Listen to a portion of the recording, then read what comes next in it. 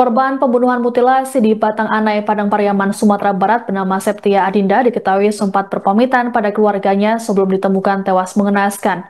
Korban yang kerap dipanggil Dinda tersebut pamit pada keluarganya Minggu 15 Juni untuk pergi sebentar.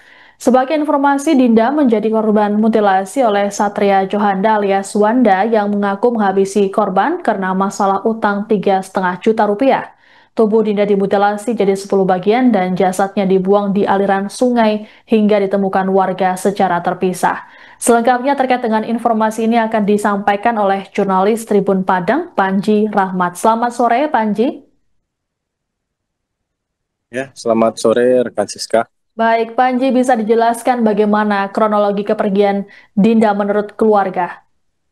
Baik, itu dari pihak keluarga tadi saya konfirmasi bahwa kronologi kepergian Siska itu bermula dari hari Minggu saat hari kejadian di mana pada pagi harinya Siska, Dinda, korban itu Dinda itu sebelum pergi itu sempat diajak oleh orang tuanya untuk ke kota Pariaman, ke tempat saudara lainnya. Namun sesaat sebelum pergi dengan orang tuanya, Dinda mendapat telepon dari seseorang, lalu meninggalkan orang tuanya dengan izin pergi sebentar dan menyuruh orang tuanya tetap siap-siap, nanti akan dijemput setelah keperluannya selesai. Hanya saja sejak pergi pada pagi hari itu, Dinda tidak kembali lagi ke rumah. Bahkan pihak keluarga sempat mencarinya, namun tidak ada informasi yang jelas. Dan pada malam hari sekitar pukul 10 malam itu nomor telepon Dinda itu sudah tidak bisa lagi dihubungi. Oleh sebab itu, pihak keluarga masih tenang karena memang Dinda ini adalah anak yang mandiri, sehingga tidak ada ketakutan dari pihak keluarga sampai akhirnya pada Selasa pagi ditemukan potongan badan korban atau badan Dinda. Di sanalah pihak keluarga baru mulai melakukan pencarian ke rumah teman-teman Dinda, namun tidak ada informasi yang pasti sampai waktu hari Rabu ya, Rabu sore itu pihak kepolisian datang ke rumah eh, korban dan menyatakan bahwa menurut informasi dari teman-teman korban di RS Bayangkara, potongan tubuh yang sudah dievakuasi oleh pihak kepolisian dan sedang diidentifikasi di RS Bayangkara itu merupakan potongan tubuh Dinda. Oleh sebab itu pihak keluarga langsung bersama kepolisian langsung pergi ke RS Bayangkara dan melihat langsung. Sampai di RS Bayangkara melihat potongan tubuh dan besarannya itu pihak keluarga langsung mengetahui bahwa memang itu adalah potongan tubuh anaknya. Potongan tubuh itu diperkuat dengan cincin yang terpasang di jari Dinda, maka membuat pihak keluarga yakin bahwa itu memang adalah anaknya. Seperti itu kronologisnya, Baik, Francisca. Baik, Panji, lalu bagaimana hubungan antara Dinda dan juga pelaku dan apakah keluarga Dinda sendiri mengetahui hubungan antara keduanya tersebut? Baik, kalau hubungan antara keduanya yaitu bermula dari sahabat Dinda yaitu Siska yang kerap disapa Cika itu merupakan pacar dari pelaku alias Wanda. Mereka sudah berpacaran sejak SMP, sedangkan Dinda dan Cika itu sudah berteman sejak SMA. Jadi mereka adalah teman yang dekat, sehingga memang ketiganya, baik itu Dinda, Siska, dan pelaku, yaitu Wanda, itu sudah saling mengenal sejak lama. Bahkan sejak Cika dinyatakan hilang, sebelum ditemukan jasadnya terkubur oleh pelaku yang sama, yaitu pacarnya Wanda, Dinda sering berhubungan atau berkomunikasi dengan pelaku, dengan Wanda. Sedangkan pihak keluarga mengaku bahwa tidak ada Wanda tidak pernah datang ke rumah atau pergi ke rumah si Dinda. Namun pihak keluarga mengetahui bahwa mereka itu saling mengenal dan bertemu. Baik, Panji, lalu setelah kasus ini terungkap, bagaimana kondisi keluarga dari korban sendiri? Apakah saat ini mendapatkan pendampingan psikologis? Terlebih, kasus ini cukup memprihatinkan begitu.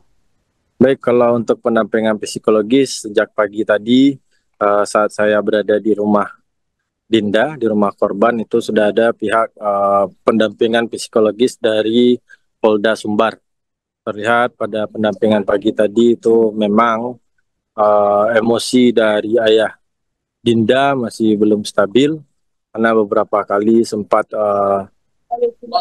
tersulut ketika mengingat kejadian yang dialami oleh anaknya.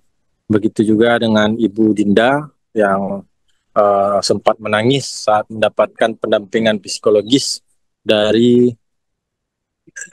Polda Sumbar. Tapi pihak Polda Sumbar itu mengaku akan terus melakukan pendampingan untuk melakukan penguatan mental dan juga menenangkan emosional dari kedua orang tua. Baik. Baik, lalu Panji, bagaimana dengan sosok Dinda sendiri di mata keluarga? Ya, Dinda di mata keluarga adalah sosok yang periang dan mandiri. Dia merupakan mahasiswa di STIE AKBP Kota Padang.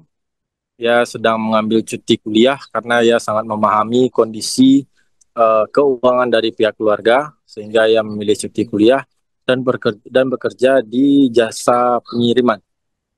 Dia bekerja di sana untuk memenuhi kebutuhan hariannya agar tidak mengganggu perekonomian keluarga. Selain jadi anak yang periang dan mandiri, Siska Dinda dikenal juga sebagai anak yang pendiam. Jadi memang tidak banyak bicara dan sehingga Dinda itu diketahui menjadi uh, orang yang ceria bagi teman-temannya. Dia juga bergaul namun tidak terlalu banyak bicara di rumah. Baik, Panji, lalu bagaimana respons dari pihak keluarga terkait dengan pengakuan dari pelaku yang mengatakan bahwa Dinda atau korban ini memiliki utang sebesar 3,5 juta rupiah?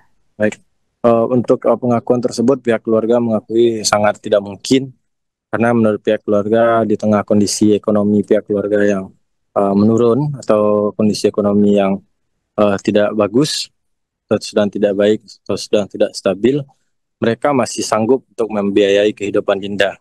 Jadi keperluan uang sebanyak itu menurut ayah Dinda itu masih bisa dicukupi oleh pihak keluarga. Jadi alasan itu menurut pihak keluarga tidak masuk akal jika disampaikan oleh pelaku.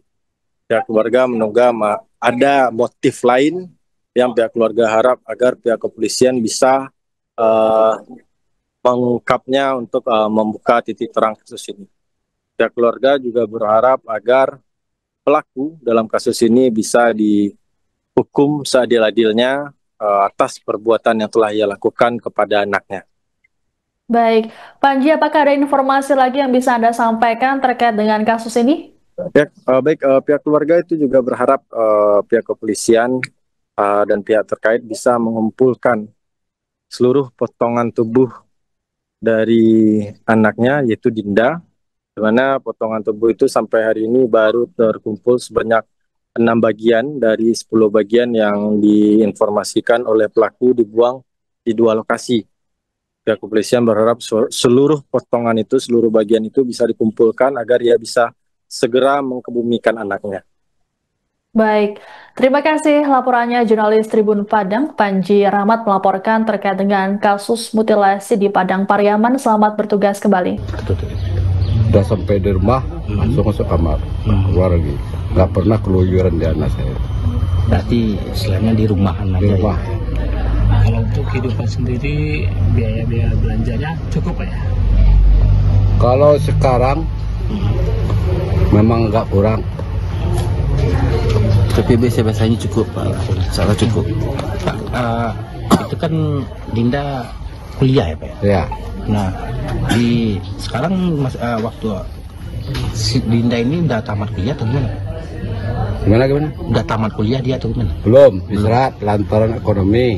Udah telepon. Ekonomi susah, dia bilang, Pak, diserat aja dulu. Karena Papa susah katanya. Gitu. Benar Dinda habis itu sempat bekerja Pak? Selama Katanya. Jadi Dinda itu perginya harus minggu pagi Pak? Iya, minggu pagi. Ceritanya mau kemana dia Pak? Mau di tempat temannya katanya. Teman. Bapak ada firasat nggak waktu itu? Nggak ada sama sekali. Pihak keluarga kehilangan Dinda Pak. 3 hari. 3 hari ya Pak? Ya. Itu sejak hari Minggu ya Pak? Ya. Itu apa usaha yang dilakukan keluarga pada saat hilang itu Pak? Mungkin mencari atau gimana Pak? Saya mencari ke rumah teman-temannya. Nggak dapat jawaban.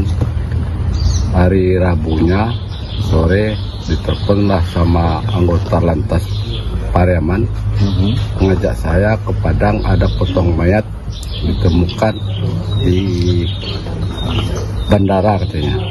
Saya diajak ke rumah sakit Bayangkara. Saya melihat jenazah itu bahwa itu jenazah anak saya. Itu.